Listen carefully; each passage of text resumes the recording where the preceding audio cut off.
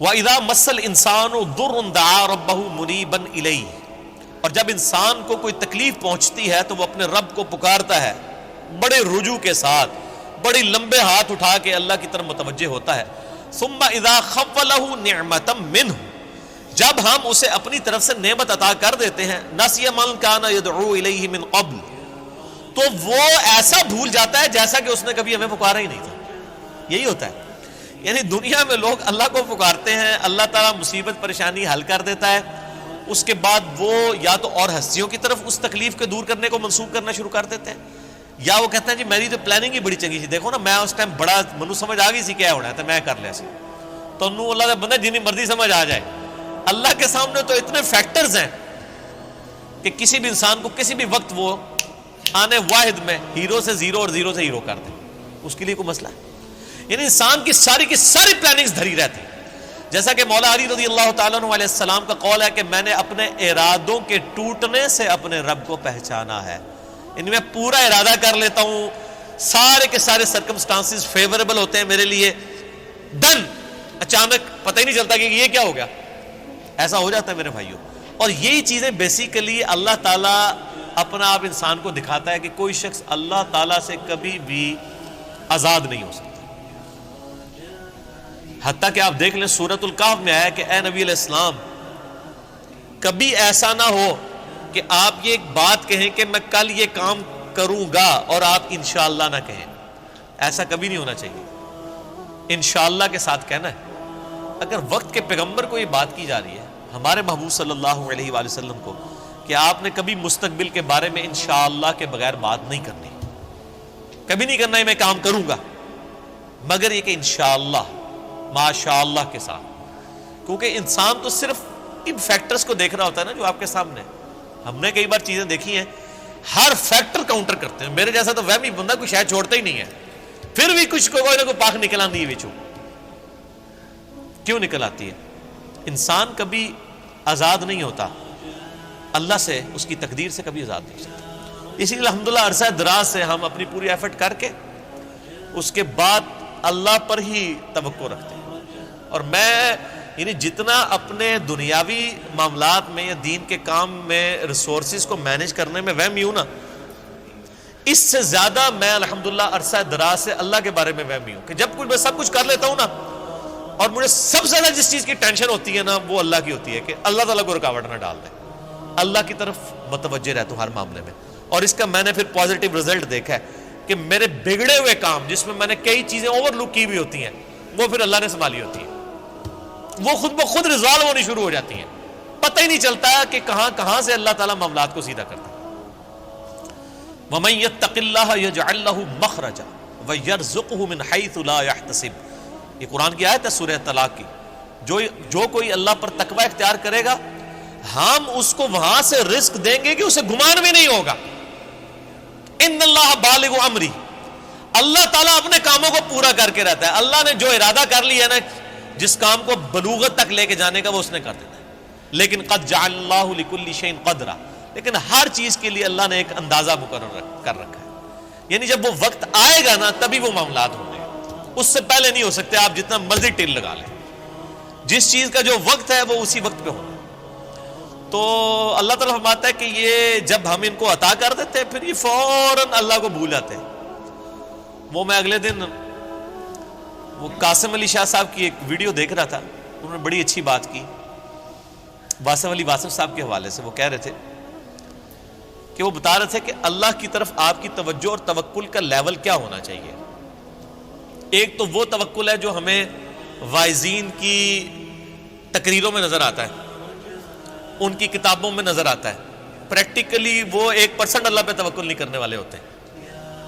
اگر اللہ پہ توکل ہو تو وہ اپنے چاہنے والوں اور مریدین سے چندے اکٹھے نہ کر رہے ہوں اور ایک ایک چیز کی ٹینشن کر رہے ہوں، تو وہ ایسے معاملات نہیں ہوتے۔ وہ میرے ایک دوست ہیں، یہ واقعہ آپ نے یاد رکھ رہے ہیں، میں دوبارہ آپ کو قاسم علی شاہ صاحب والا بعد میں سناتا ہوں، مجھے ایک اور واقعہ یاد ہے۔ میرے ایک دوست ہیں تو وہ کہتے ہیں کہ میرے ساتھ ایک پیر صاحب کے بیٹے جو ہے نا وہ کالج میں پڑھتے تھے، تو وہاں پہ کافی وہ عرس وغیرہ لگتا تھا، بڑے دور دراز سے لوگ آتے تھے، تو کہتے ہیں کہ وہ جب جن دنوں میں عرس ہوتا تھا نا تو وہ پولیس کو بار بار فون کر رہے ہیں کہ جناب سیکورٹی کا بڑا خیال رکھنا ہے لوگوں کی جی. یعنی یہ لوگ آتے ہیں پچھلی بار بھی آیا ہو گیا سی کی ہویا سی جیب کٹ گئی تھی. میں نے دیکھا کہ پیر خانے پہ یا کوئی عرس پہ لوگ جا رہے ہوں, لوگ ان کو وہاں پہ مار رہے ہوں کہ یہاں ادھر کیا کرنے آئے ہیں. وہ تو بیچارے بڑے کمزور لوگ ہیں جو عرسوں کے خلاف ہیں, نہ ان کے پاس یہ کیپیبلٹی کہ وہ مارنے والے تو دوسری پارٹی ہیں. تو کہتا میں نے اس کو کہا یار تم اتنی ٹینشن کو لیتے ہو, مطلب جو آ رہا ہے اس کو کہنا ہے جی اللہ تو بندے ہوئے جیبا کٹ جان گے سانو کہ دین گے تھے آگے. یہ اس نے خود بول کے کہا. اس نے کہا ہمارے مریدین کی اگر جیبیں کٹ گئیں تو یہ ہمیں کیا دیں گے, تو ہمیں ان کی جیبوں کی زیادہ فکر ہوتی ہے. اور مریدین اس لیے سے جا رہے ہیں کہ پیر صاحب جو ہے نا وہی ہماری حفاظت کرنے والے ہیں, اور پیر صاحب آپ کی جیب کی حفاظت کے لیے خود پولیس کے محتاج ہیں. آپ اندازہ کر لیں.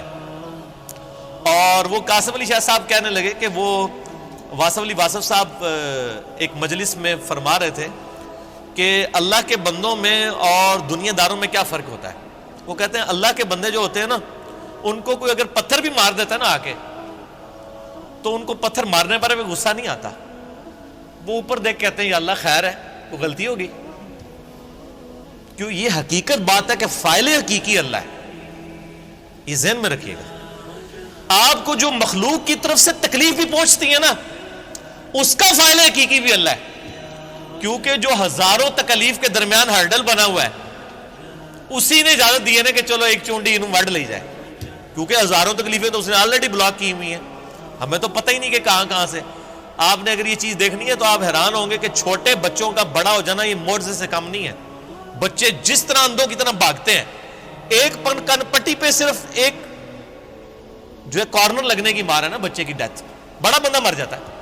کس طرح بستروں سے گرتے ہیں, جا کے کبھی کہیں گرتے ہیں, سیڑھیوں سے نیچے گر جاتے ہیں, کہیں جا کے لگتے ہیں, کبھی کچھ ٹوٹ جاتا ہے, کبھی ادھر آ کے بندہ کہتا ہے اوہ شکر ہے جی بس نیڑے ہی بچا ہے.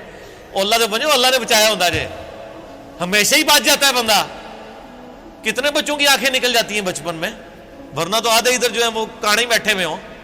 یہ اللہ نے بڑے کیے ہوتے ہیں. یہ اللہ قرآن پاک میں آیات ہیں, اللہ فرماتا ہے کہ ہم نے فرشتے معمور کیے ہوئے انسانوں کی حفاظت کے اوپر. یہ ساری چیزیں اللہ لے کے چل رہا ہوتا ہے. لیکن اللہ فرماتا ہے جب ہم تکلیف دور کر دیتے ہیں پھر کہتے ہیں یہ تو کوئی کہہ دیتا ہے بزرگوں نے کیا ہے, کوئی کچھ کہہ دیتا ہے, کوئی کچھ کہہ دیتا ہے. وہ ایک مجھے لطیفہ یاد آ گیا. وہ ایک بندہ جو ہے وہ سمندری طوفان میں پھنس جاتا ہے, اور جب وہ ڈوبنے لگتا ہے تو کہتا ہے یا اللہ منو بچا لے, میں دیکھ دیا گا تیرے نا دی. ٹھیک ہے جی, تو وہ اللہ تعالیٰ بچا لیتا ہے. تو وہ پھر کنارے آ کے کہنا جی وہ تو پھر ظاہر ہے اس نے مکر ہی جانا ہوتا ہے. جو اللہ تعالیٰ آتا ہے کہ جب ہم ان کی تکلیف دور کرتے ہیں پھر یہ بھول جاتے ہیں ہمیں. تو کنارے پہ پہنچ کے آتا ہے کیڑی دیکھ, کوئی دیکھ شیک نہیں ہو. تو وہ پھر ایک اور ہچکولا اس کو آتا ہے, تو پھر وہ سمندر میں کہتا ہے نہیں یا اللہ میں پوچھ رہا تھا مٹھی کے لونی. ٹھیک ہے, کیڑی دیکھ تو مراد ہے مطلب نہیں, یہ اللہ نے تو نہیں دھوکھا دیتا جا سکتا ہے, دنیا ہی دھوکھا دیتا جا سکتا ہے کہ میٹھی دیکھ یا نمکین. تو یہ وہی چیز ہے. اللہ تعالیٰ فرماتا ہے کہ یہ جب ہم ان کی تکلیف دور کرتے ہیں تو اس طرح بھول جاتے ہیں کہ جیسا کہ ہمیں کبھی پکارا ہی نہیں تھا. وَجَعَلَ لِلَّهِ أَنْدَادًا, اور اللہ کے مقابلے پہ اور ہستیاں کھڑی کر دیتے ہیں کہ یہ انہوں نے کیا ہے. بچہ اللہ نے دیا ہوتا ہے, کہتے ہیں نہیں وہ ان کی وجہ سے ہوا ہے. لِيُضِلَّ عَنْ سَبِيلِهِ, تاکہ بہکا دیں اللہ کی راہ سے. حقیقت بات ہے کہ یہ شیطان انسان کے دل میں یہ وسوسہ ڈالتا ہے کہ یہ فلاں کی وجہ سے ہوا ہے. آپ ہندوؤں کے پاس چلے جائیں, وہ بھی یہی کلیم کرتے ہیں کہ جی ہم فلاں مندر میں گئے تھے تو ہمیں اولاد ہوگی, حالانکہ اللہ دے رہا ہوتا ہے. لیکن شیطان جو ہے وہ اینڈ ٹائم پہ ایسا وسوسہ ڈالتا ہے کہ انسان اور ہستیوں کی طرف اسے منسوخ کرنا شروع کر دیتا ہے. ہم نے تو کئی ایسے دیکھے ہیں جو لوگوں کو بچے دے رہے ہیں لیکن خود بے اولاد ہوتے ہیں.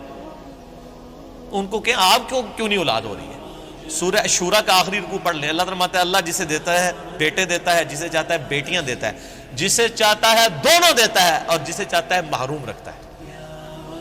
نبی علیہ السلام کی صرف ایک بیوی ہے جس سے اولاد ہے, سیدہ خدیجہ سے, یا ایک ماریہ قبطیہ سے سیدنا ابراہیم علیہ السلام پیدا ہوئے, وہ بھی فوت ہو گئے. باقی آپ کی ساری بیویاں بے اولاد ہیں. کیا نبی کی بیویوں کی خواہش نہیں تھی کہ ان کی اولاد ہو؟ اللہ کی مرضی. سیدہ عائشہ محبوب ترین بیوی ہیں, جوانی کی عمر میں بیوہ ہوئی ہیں, کوئی اولاد نہیں ہے. اللہ ان کو ایک بچے ہی دے دیتا کہ حضور کے بعد انہوں نے 47 سال تک زندہ رہنا تھا, کہ چلو ان کی ایک دل جوئی کا معاملہ ہو جاتا کہ 18 سال کی عمر میں بیوہ ہو گئی ہیں. ایک بچہ ہوتا تو ان کی زندگی بھی اس کے سارے گزر جاتی. نہیں, یہ اللہ کے فیصلے ہیں. قل تمتع بکفرک قلیلا. اللہ کا اس پہ غضب دیکھیں. اللہ فرماتا ہے نبی ان سے فرمائیے کہ یہ جو تم کفر کر رہے ہو نا، اور یہ جو لطف اٹھا رہے ہو ہماری نعمتوں سے، کہ تمہیں ہم کوئی نعمت دیتے ہیں تو تم اور ہستیوں کی طرف منسوب کرتے ہو، اٹھا لو تھوڑی دیر کے لیے دنیا کی زندگی میں. انک من اصحاب النار، پھر تو تم مرنے کے بعد دوزخیوں میں ہی شامل ہوگا انسان. یہ سنگولر کے سیغے سے نا ایز اے ڈاکٹرین یہ لفظ استعمال ہو رہا ہے کہ تو اٹھا لے جو کچھ تو نے نفع اٹھانا ہے دنیا کی زندگی میں، تو منسوب کر لے مخلوق کی طرف، پھر تو نے مر کے نا ہمارے پاس جب آنا ہے تو آگ ہی تیرا مقدر ہوگی. دنیا میں تو نے جو کچھ کرنا تھا وہ کر لیا.